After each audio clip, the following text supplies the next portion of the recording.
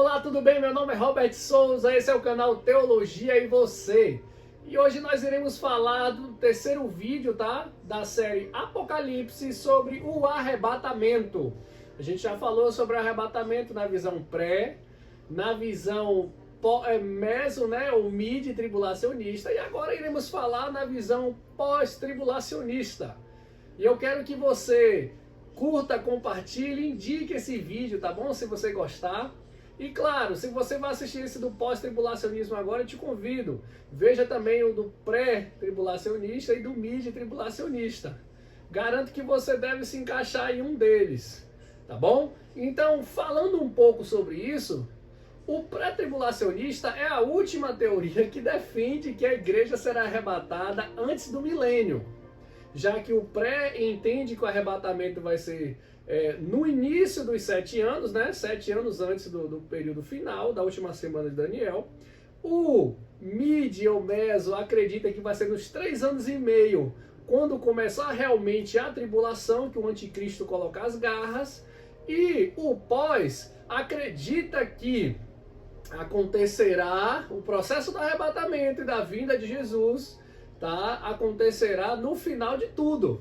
Por quê? Porque eles compreendem que a visão bíblica quase que unânime dos pais da igreja, até os reformadores, até na verdade John Darby, né? Que a gente fala dele na outra teoria, sempre esteve ligado ao pós-tribulacionismo, porque compreendem que a igreja passará pela tribulação. Já nós, os prés, nós, os mid, esse grupo compreende o seguinte: olha, já estou me santificando, já estou perseverando, já estou vigilante com minhas lamparinas acesas, então por que que eu tenho que pagar o preço que os judeus e os atribulados, né, os irmãos que estão fora ainda, distantes da graça, os apóstatas irão pagar? Então eles compreendem que eles não merecem isso, não tem por que passarem por isso. E eles conseguem dividir igreja e Israel. O pós não, o pós já tem uma fraqueza aqui para mim, que eles compreendem que igreja e Israel é um grupo só, tá bom? Então vamos lá, quem é que defende isso? Olha, você vai ver os pais da igreja como Justino, em seu diálogo com Tifão. Justino deixa claro que os cristãos passarão pela tribulação. Por que os pais da igreja creem assim? Porque os apóstolos, a igreja dos primeiros séculos passaram pelos processos com os Césares romanos, né? Passaram pelo processo ali no Apocalipse de João, tá? Porque o Apocalipse você entende, né? Que ele passou-se no primeiro milênio, ele continua presente. Existem visões, ele não é algo totalmente do passado, como creem alguns grupos, que já se cumpriu, mas também você compreende que se cumpriu no passado, se cumpre no presente e irá se cumprir no futuro. Tá? Então, no Didaquê, na doutrina dos 12 apóstolos também, da data, né?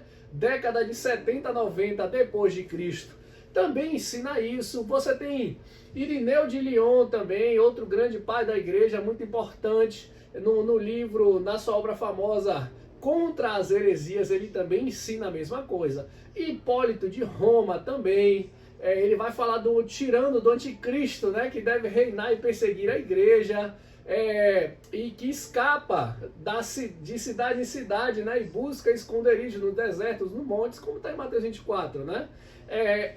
Éfrem também, o sírio, ele também trata dessa questão, também lá na Síria, né, na igreja ortodoxa também, que os santos escolhidos serão reunidos antes da tribulação que há de vir, e serão levados para não ver a confusão que dominará o mundo, né? Então, assim, Lutero, Calvino, os pais da igreja, os reformadores, os protestantes históricos, um bom grupo compreende assim, que a igreja sempre passou por tribulações, por grandes lutas, e sempre foi provada pelo fogo, tá? E claro, no momento certo, Deus deu um escape da igreja. Então ele compreende que essa igreja, os pós compreendem que essa igreja também atual não vai ser diferente. Eles não são melhores do que os que já sofreram e morreram em nome de Cristo. Tá bom? Então, assim essas teorias, essas três teorias pentecostais, elas creem sempre na questão do arrebatamento de forma literal, não simbólica, tá? Então, de fato, acontecerá, tá? E também a questão da ressurreição dos mortos. A diferença sempre vai divergir. Quem crê 7 anos antes, no 3 anos e meio ou 7 anos finais, tá? Os pós-tribulacionistas creem no final. Então, todos apontam historicamente que o momento de intensa perseguição acontecerá com a igreja, mas Cristo abreviará o tempo, como está em Mateus 24, e pegará os seus, né? Também, claro, né? Pregam que Deus irá protegê-los no período da tribulação. A tribulação vai acontecer, mas muitos irmãos irão se esconder. A igreja vai para o deserto, a igreja vai para ambientes áridos. Se você analisar o sistema hoje, nós estamos sendo hackeados por tudo. É celulares, é notebooks, é TV, tudo que está online, tudo que tem dados hoje, consegue encontrar a sua localização. Então, a igreja passará por uma opressão, e se você analisar muito bem, quando o anticristo entrar com força mesmo no sistema e mandar perseguir a igreja, o próprio Facebook, que são ferramentas deles, o Instagram e todas as mídias sociais, elas têm a sua localização, quem são seus parentes, seus amigos, o que você faz, o que você gosta de ouvir, de comer, os lugares que você frequenta. Então, meu querido, você vai ter que fugir mesmo. Se você for dessa linha do pós, você vai ter que fugir mesmo. Tá? A menos se você é pré ou mid, você entende que você não é um atribulado, então você já vai ser transladado, né? Arrebatado, então não passará por esse processo. Então, assim, os pós compreendem que a pressão e a tribulação virá, mas no momento certo, Jesus nos resgatará, seremos resgatados, tá bom? A Stanley Norton também, ele fala disso, ele é um grande teólogo sistemático pentecostal, né? Principalmente da CPAD, de Estados Unidos para baixo, a maioria das construções sistemáticas vem a partir dele. Então, em uma citação dele, ele diz que prevê que todos os crentes com vida passarão pela grande tribulação. Isso ele argumentando sobre a questão dos pós, né? Alguns supõem que muitos deles serão martirizados, ou a passo que outros supõem que Deus os protegerá de alguma maneira especial. Talvez assim como Deus protegeu os israelitas da praga do Egito. Tá? É assim como ele descreve e assim como o pós-tribulacionista também diz, né? Argumentando sempre que a ideia é que o Novo Testamento não promete aos crentes que escaparão das tribulações e dos sofrimentos. E isso é uma verdade. O Novo Testamento não diz que você escapará, né? Cristo te fortalece nelas, mas que você passará pela tribulação, isso é uma realidade que vivemos, é assim ou não é? Então, dentro do pós-tribulacionismo existem, claro, né, os amilenistas, os pós-milenistas e pré-milenistas. Aqui a gente não vai falar deles, a gente pode colocar em outro vídeo, mas compreenda essa linhagem, tá? Para o vídeo não ficar muito extenso. Então, os principais argumentos têm a ver com isso. E que tipo de base bíblica eles usam? Usam o sermão escatológico, né, dos evangelhos, Mateus 24, Marcos 13, Lucas 21, que deixa claro a questão da volta de Jesus depois da tribulação, da desolação, né? Segundo Tessalonicenses 2:3, o apóstolo Paulo afirma que antes de Cristo voltar, o anticristo se manifestará. Então, essa passagem de 2 Tessalonicenses 2:3, de fato, o anticristo se manifesta e depois Cristo volta. 2 Pedro 3, o apóstolo Pedro também descreve a vida de Cristo como um único evento. E o que buga muito a questão do pré e do mid é que parece que Jesus ainda volta, mas você encontra Jesus nos ares e depois volta de novo. Então não fica só, já não basta Jesus já ser um escândalo para o judeu e para o grego. Ele tem que encarnar como um homem na terra, morrer por nós, ressuscitar. Isso já é um escândalo muito grande. Aí ele tem que encontrar e depois ainda tem uma última vinda.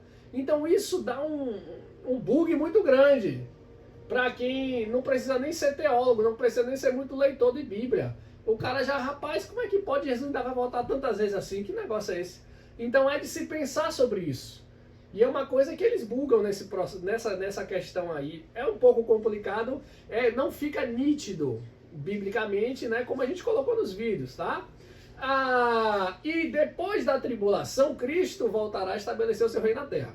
Então, o pós-tribulacionismo ensina que o arrebatamento ocorre no final. A Igreja Católica Romana, a Ortodoxa também, né? As orientais, que são muitas.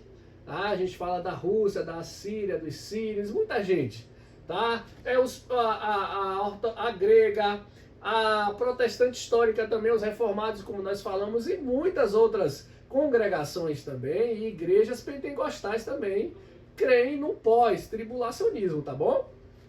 Então, o ponto forte é que Jesus, em seu amplo discurso sobre o fim dos tempos, né, em Mateus 24, 21, ele fala sobre isso. E, além disso, o livro de Apocalipse, com todas as suas profecias, que são muitas, menciona uma vinda de Jesus. E isso ocorre em Apocalipse 19 e 20. Apocalipse 13 e 7, por exemplo, diz assim, é um versículo só, né? E foi-lhe permitido fazer guerra aos santos e vencê-los, e deu-lhes o poder sobre toda a tribo, língua e nação. E adoraram todos os que habitaram na terra, sobre a terra. Esses cujos nomes não estão escritos no livro da vida do Cordeiro, que foi morto desde a fundação do mundo. Se alguém tem ouvidos para ouvir, ouça. Se alguém leva em cativeiro irá. Se alguém matar a espada, também é necessário que seja morto. Aqui está a paciência e fé dos santos. Outro versículo é Apocalipse 29. Esse que eu li foi Apocalipse 13, do 7 a 10, tá? Não foi só um versículo, não. Apocalipse 20, verso 9 diz: E subiram sobre a largura da terra e cercaram o arraial dos santos e a cidade amada, e de Deus desceu fogo do céu e os devorou. Embora aqui esteja falando já do milênio, mas eles gostam desse versículo. O pós-tribulacionismo também certamente entende que haverá santos na tribulação. Então, além disso, a ressurreição dos mortos em Apocalipse 25 é chamada da primeira ressurreição. O pós-tribulacionismo afirma que já está a primeira. Esta é a primeira. Tá? A ressurreição ocorreu após a tribulação. A ressurreição aqui é associada com o arrebatamento de 1 Tessalonicenses 4,16, que tanto os prés como o MID gosta de citar, né? Que é a questão da trombeta e tal coisa. Então eles compreendem aqui que no final haverá essa ressurreição. Então, em relação a isso, o ponto de vista pós-tribulacional, distingue da ira de Satanás ou a ira do homem, da ira de Deus no livro de Apocalipse. Então, a ira de Satanás é dirigida a quem? Aos santos, à igreja perseguida, ao povo ainda eleitos, remanescentes, aqueles predestinados, aqueles que já estão com o nome escrito desde a fundação do mundo, aqueles com o Cordeiro morreu, tá? Então, assim, e Deus permite que Satanás os persiga até o fim para um meio de purificação dos santos, tá? E para que também a questão das 7 taças da ira de Deus já estão sendo derramadas, né? Mas para que se derrame até o final e para que o dia de Yahvé, como foi profetizado pelos profetas do Antigo Testamento, aconteça, né? Para que a ira de Deus arrebate de verdade, seja derramado sobre Satanás, no caso aqui o anticristo e seu reino ímpio, que está todo mundo englobado ali. E claro, Deus protegerá o seu povo no final, no último minuto do segundo tempo, tá bom? Então é basicamente sobre isso. Lembrando que esse contexto você tem Israel e igreja em um globo só, tá? Em um contexto só, porque eles compreendem que é apenas uma noiva de Cristo.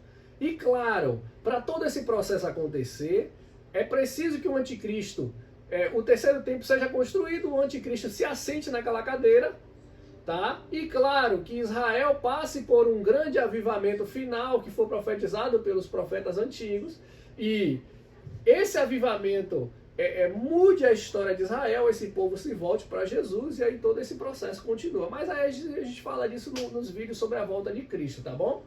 Então, se você gostou, você curtiu, compartilha aí, dá um like, tá bom? Agradeço a todos aí e até a próxima.